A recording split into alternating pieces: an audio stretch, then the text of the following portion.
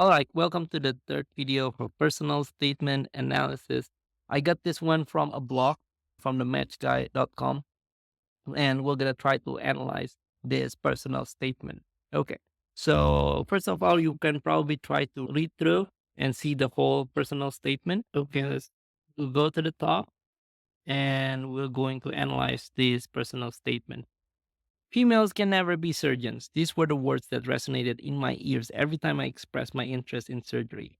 My medical school, tutors, family, friends all dissuaded me from pursuing this course. In a patriarchal society like the one I grew up in, women were expected to adhere to restrictive cultural norms. Thankfully, I persevered. So this is a strong hook. Like the hook is good, it's great. I love it. Females can never be surgeons. So this is basically a personal statement. Her try to become a surgeon. There's a clear idea. Well, one, what is the thing that she tries to describe? It transitioned really well. It already shows her values from the very beginning that she is resilient and she persevere. She never gives up. She is a strong woman, and this is not a personal anecdotes, right? It's not the style that I use, but it's perfect. It has the great captivating hook that would captivate people who read this. Okay. Now let's move on. Growing up in war-torn Iraq made for a difficult and unusual childhood. War and fighting were the norm, as were constant displacement and unstable living situations due to the unrelenting violence that ravaged the country since before I can remember. The emergency room in my medical school hospital, Al Mosul University Hospital, was constantly flooded with trauma patients. The combination of diverse cases and shortage of clinical staff proved the perfect storm for my surgical interest, as I was afforded the opportunity to perform tasks typically reserved for first and second year residents. So I quickly rose to the intense demands of working in Al Mosul's ED. My male colleagues would often remind me that surgery was not an appropriate avenue for women and that I should instead choose an easier specialty that would allow me to focus on raising a family. For me, however, the decision was crystal clear. Surgery was the perfect blend of manual dexterity and methodical decision making. I was not only fascinated by the diversity of surgical cases, but also the surgeon's ability to repair and heal the horrific war injuries. Seeing patients who suffered bomb blast on the brink of death, destabilized through expert surgical intervention, sparked my passion for the incredible restorative power of surgery. The fast pace required precision and exquisite coordination of working as part of surgical team further cemented my interest. So this is also a nice paragraph because it creates a nice background. Look how she actually described the war-torn Iraq. Look at how she described the situation, circumstances. You can imagine it. You can kind of visualize it. Growing up war-torn Iraq, fighting the norm, constant displacement. You can just visualize constant displacement, unstable living situations, unrelenting violence. There is a hospital and emergency room. See how she described that? Constantly flooded with trauma patients. You can start to visualize it, right? She described it really well. This is what I meant when you try to describe who, what, where, what, when, circumstances. She described it really well, and it creates the people who read it able to visualize it and just jump immense into the words that she described. That's the functions or the use of description. If you just put the words after words, you cannot visualize what happened, where, what's going on. But by describing this, it's really easy, I would say, for people who read it, able to jump into suddenly in the middle of the country and then imagine what it's like living in that country. So that's amazing. And that create the background. And once they create the background, she transitioned into how she was working there and then dealing with a lot of surgical cases. Then she nicely described what it's like to be a surgeon, right? She described the thing that she loves about surgery. And the reason why she loves it is legit. It's not a lame reason. Like, I'm sorry to say, like I love the name of the words of medicine, and then that's how I enjoy medicine, or descending from if you have mountain sick, just get off the mountain, or you get car sick and you get off from the car. So this is a real life dealing with See how she described it? Horrific war injuries, suffered bomb blast, on the brink of death, and then be stabilized by surgical intervention. That sparked my interest. Like, it's so strong, so strong, so legit why she wants to become a surgeon. And also, it also show her values behind it. It's implied how she is a strong woman, how she persevere, right? She persevere, and then she's not scared looking at those trauma and then bomb blasts and all those. And she is very amazed with the surgery that able to restore the patients. Maybe it can become much better if she described a little bit more on the patient that has recovered and then how they come back with their family. Maybe it will show more on the human side. But this is already good enough. This is already good enough. Okay, let's move on. At a local surgical conference, I was fortunate to meet a visiting US surgeon who was in Mosul as part of his mission trip to Iraq.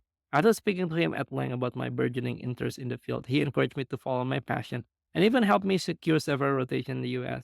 It was during this rotation that I received my first exposure to the US healthcare system, from its incredible access to technological advancements unheard of in most Iraqi hospitals to its focus on cultivating a diverse and inclusive workforce. Now, what I like about this is she tries to show the motivation why she wants to become a doctor in the US. And the reason is not only that she loved the technological advance, but I like the human side of it. She mentioned cultivating a diverse and inclusive workforce, right? So that means it's very consistent with what she described in the first paragraph. Females can never be surgeons because of patriarchal society. It's a very different culture, very different society. And then when she comes to the US, it has the diverse and inclusive workforce. You see? So she showed the values. It's outside of scores, outside of the experience that they describe. It's more on this side of experience that make her very motivated to come to the US. And actually, you know what? The US people love this. Doctors in the US love this. If you go to USC Masterclass, and also if you follow me on LinkedIn, I mentioned about the different states in the US. There are red state and blue state. Red state is Republican state. Blue state is Democrat state. Now, the blue state, the Democrat, is the political party that is very inclusive for LGBTQ community and also equality among the males and females, right? Now, just so you know that medical society tend to be blue, tend to be Democrat. They tend to be inclusive. So even if the hospitals located in a red state, they tend to be blue, if you know what I mean, quote unquote blue. They tend to be inclusive. So this value, when she says females never can be surgeon, practical society, when she described all that and inclusive workforce, it resonates so well. It will resonate very, very well to medical society in the US. So she did this so good. So good. Okay. Now, following my rotation, I spent 2 years as postdoctoral clinical researcher at Brigham and Women's Hospital, investigating longitudinal outcomes for trauma patients who sustained debilitating war injuries. So, wow, he did it in the Brigham and Women. That's part of my big hospital group. I'm under Mass General Brigham, and Brigham Women's is one of them. It's a big hospital. I'm fortunate enough to be part of the big healthcare system. So she did this research. My research years were transformational, not only providing me a robust foundation in clinical research, but also giving me a deeper appreciation for the positive impact of holistic care on traumas, patients' lives, and well being.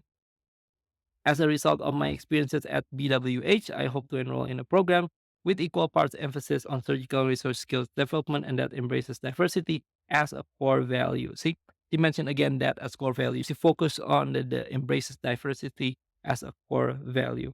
Following my residency, I aspire to return to Iraq and continue to treat patients suffering from trauma, conduct research, and optimizing outcomes for trauma patients, educating the next generation of surgeons.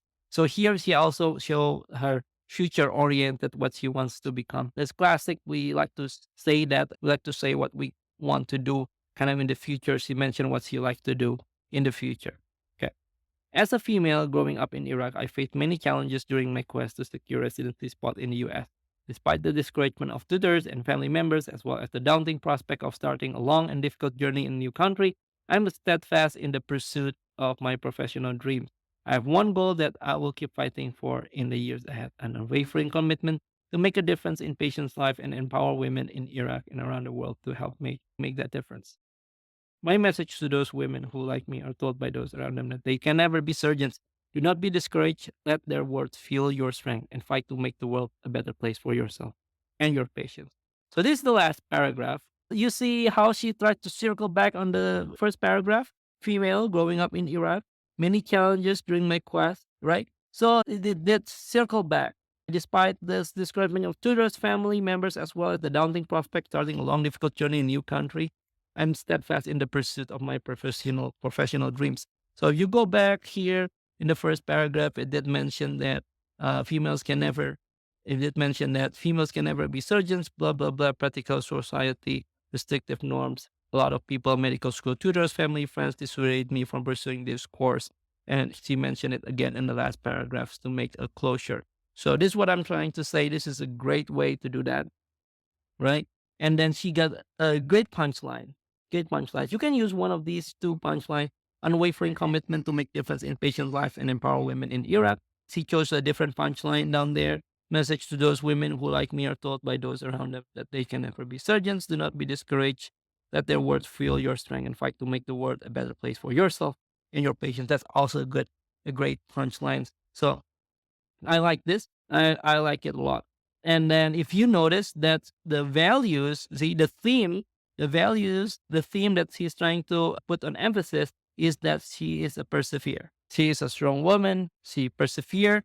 That's basically the theme. And she's brave. It's like there's many walls like in front of her, but she just pushed through and break those walls one by one from discouragement of her tutors, her family members, then other people.